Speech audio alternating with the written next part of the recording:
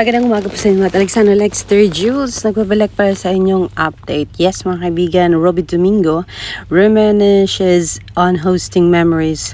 What a journey it's been. Ayan po, host extraordinary. Tama ba yan? Extraordinary Robbie Domingo turned sentimental as the Sunday habit of Awantasa came to a close. Robbie reflected on his time in the web hangout show and how it strengthened his Kapamilya identity. As seen via his Instagram page on March 22, he said, "From the stage lights to the screens in your homes, what a journey it's been." Robbie said, looking back on the program's different setups throughout the years, the paano na kaya actor then showed love to his co-hosts turned family, namely Donnie Pangilinan, Mayma Entrata, Edward Barber, and Darren Espanto.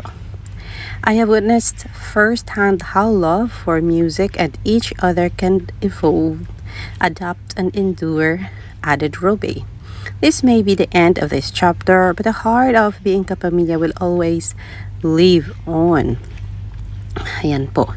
Kasi nga po, di ba, itong I Want ASAP ay inumpisahan ng grupong Donnie, Robbie, Edward, and Maymay. Long time ago, di ba? Ilang taon din yan, mga kaibigan.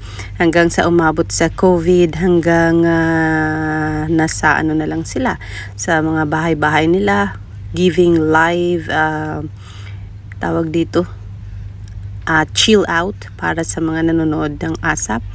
Ayan, hanggang sa pinalitan si Donnie ni Darren Espanto, hanggang sa pinalitan na sila nga ng iba't ibang hosts nang umalis si Maymay, may ipinalit na bago, Shania Gomez was one.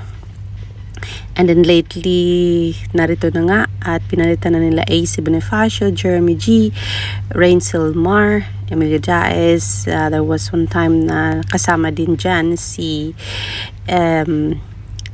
Fiang Smith, mga kaibigan. Pero yes, talagang nag-umpisa sila sa old group na sina Donnie, Maymay, Edward, and Robbie, mga kaibigan, kung saan minahal ng marami po ang show na yon, hanggang sa unti-unting nagbago kasi nga unti-unting umalis ang bawat isa sa I Want ASAP, hanggang ang Uji ay nawala at pinalitan na ng bagong generation na puro Englishers, mga kaibigan. Kung kaya ayun, siguro binigyan na nila ng dulo kasi anyways, bago naman na ang tawag dito, mga host. Narito si Olivia Zarate posting photos of Maymay. Ito yung nagbigay kay Maymay ng concert. Kalimutan ng pangalan niya. Diba? Basahin nga natin. Olivia Zarate says, "I want ASAP Ujis and new gen host Jeremy G, Ace Bonifacio Meditais. You killed it as a host. Always proud of you. Your growth from your first day on the I Want ASAP stage to now has been amazing. Can't wait to see you shine on even bigger stages. Thank you, squad mates. Thank you, Kapamilya." Yan po ang sabi ni Miss Olivia Zarate, mga kaibigan. O diba? I am Robbie Domingo, Olivia Zarate, Edward, Donnie Pangilinan, and Mayma Entrata with, kalimutan ko talaga itong pangalan nito. Isa siya sa nagbigay ng concert kami may noon, and Edward, mga kaibigan. Pero yes, thank you pa rin.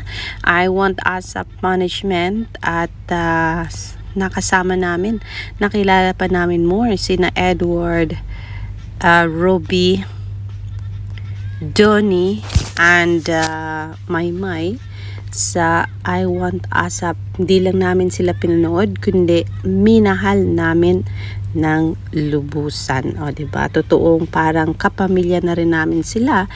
At actually, nahanap-hanap namin sila. Yun nga lang, dahil unti-unti silang nagkawalaan sa I Want ASAP, ay heto't syempre naging sad din naman kami na hindi na namin sila napanood. Pero yes, dahil isinarado nyo na nga itong I Want ASAP Chill Out, so we are saying thank you sa ABS-CBN and sa Kapamilya Channel for how many years din namin silang nakasama sa I Want ASAP. Yes, just like you, we are wishing also the best of the best para sa I Want ASAP squad mates. O diba? Sabi ni KPX dito official, I Want ASAP official nang nagpaalam matapos ang 7 taon sa online world. 7 taon pala sila. Isang emotional na linggo para sa mga netizens at kapamilya online dahil kanina, kahapon po yan mga kaibigan, March 22, ay napanood na ang farewell episode ng I Want ASAP. Matapos ang 7 taon ng pagbibigay ng saya, musika at eksklusibong backstage kulitan, opisyal nang nagtapos at itinuturing na interactive digital companion show ng longest running noontime musical variety show sa bansa ang ASAP po yan. Dahil sa balitang ito, bumuhos ang mensahe ng mga netizens na nabahagian ng saya tuwing linggo at nagpasalamat syempre sa programang naging bahagi ng kanilang weekend routine. Inilunsad ang programa bilang isang digital first companion show para sa ASAP natin to. Sa pilot episode nito, ipinakilala ang mga original host na sina Robby Domingo, Donnie Pangilinan, Mayma Entrata and Edward Barber. Eksklusibo itong napanood sa platform na I Want na kilala na ngayon bilang I Want TFC. Ang time slot nito ay tuwing 11:30 AM, eksaktong 15 minutes bago magsimula ang main ASAP show sa TV. Pangunahing layunin ng show na magbigay ng mas interactive at behind the scenes feel para sa mga kapamilya online kung saan nagkaroon din ng mga mini concert at fan segments ang iba't ibang stars. Sa loob ng 7 taon, hindi matatawaran ang naging marka nito sa online world. Mula sa pagiging tulay sa pagitan ng mga fans at artista hanggang sa pag-set ng standard para sa mga digital variety shows. Naging mahalagang bahagi ang I Want ASAP ng bawat linggo. Sa kanilang huling episode, ramdam ang halo-halong saya at lungkot habang nagbabalik tanaw ang show sa naging journey nito, pangamat na mamamaalam na ang programa sa ere. Manatili namang buhay ang mga memories at performances na napanood dito sa puso ng mga kapamilya. O diba? So yes, sana man lang doon sa pamamaalam nandun si Maymay, Edward, Donnie, Robby, pero dahil hindi din natin napanood, hindi natin nakita, we are saying goodbye to ASAP. Syempre, I Want ASAP Chill Out, ASAP, I Want ASAP UG squad mates, but then hindi po nagtapos doon ang pagmamahal namin sa inyo kasi tuloy-tuloy pa rin po ang aming pagsubaybay sa bawat karera ng ASAP UG na alam nating nakikita naman nating nagsha-shine sa kanilang mga field, o diba?